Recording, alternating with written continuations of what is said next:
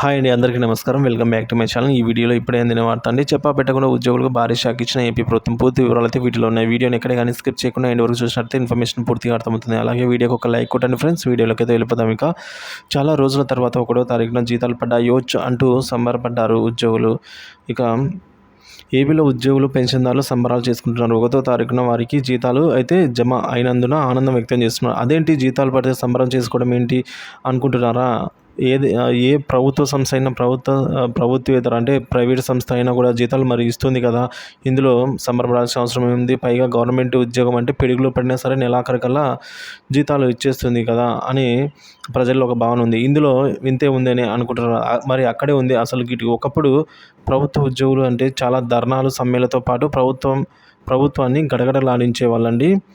ఉద్యోగులు రోడ్డున ఎక్కారంటే పాలకుల గుండెల్లో రైళ్లు అయితే పరిగెత్తే ఒకప్పుడు. ఎందుకంటే రాష్ట్ర వ్యాప్తంగా వారి యూనిటీ బలమైన ఉద్యోగ సంఘాలకు తోడు ప్రజలతో ఎక్కువగా మమేకమై ఉండేది వాళ్ళే. కాబట్టి వాళ్ళు 5 ఏళ్ల తర్వాత తమ పార్టీ ఎక్కడ ఎసరు తెస్తారో, వారి పార్టీకి ఎసరవుతుందో అని భయపడేవారు. కానీ ఇప్పుడు గడిచిన 5 ఏళ్లలో తెలుగు రాష్ట్రాల్లో అటు జగన్మోహన్ రెడ్డి, ఇటు కేసీఆర్ కానీ ఉద్యోగ సంఘాల కోరికలు పీకేశారు. ఉద్యోగులను తమ చెప్పు చేతుల్లో పెట్టుకున్నారు. జీతాలు పెంచమని అడిగితే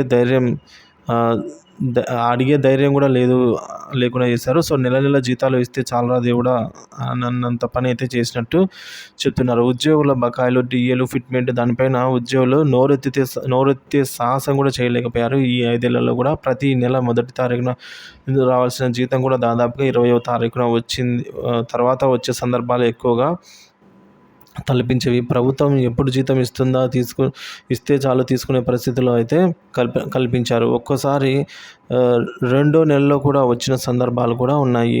ఇక ఈఎంఐలు కట్టుకోవాలన్నా కూడా, ఏం కట్టుకోవాలన్నా కూడా, మందులు కొనుక్కోవాలన్నా వీటన్నిటికీ కూడా ఇబ్బంది పడేవారండి. అప్పు తెచ్చుకొని అయితే ఏదో గడుపుకునేవారు.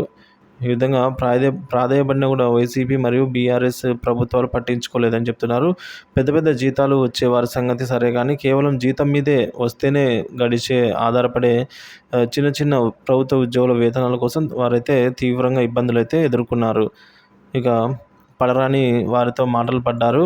ఒకప్పుడు ప్రభుత్వ ఉద్యోగం అంటే గర్వంగా చెప్పుకునే వారు కూడా కిరాణా దుకాణదారులతో పాటు పాలు, కూరగాయలు అమ్మే వారితో కూడా మాటలు పడాల్సిన పరిస్థితి అయితే నెలకొన్నదని చెప్తున్నారు. ఏపీలో ప్రభుత్వం మారడంతో ప్రభుత్వ ఉద్యోగుల బతుకుల్లోనూ మార్పులు వచ్చాయి. ఎన్నికల ప్రచారంలో ఇచ్చిన హామీ మేరకు చంద్రబాబు గారు ఆదేశాలతో జూన్ 1వ తేదీన ప్రభుత్వ ఉద్యోగుల ఖాతాల్లో జీతాలు అయితే వేశారు. ముఖ్యంగా పదవీ విరమణ పొందిన పెన్షన్దారుల ఆనందానికి అదుపులు లేవు.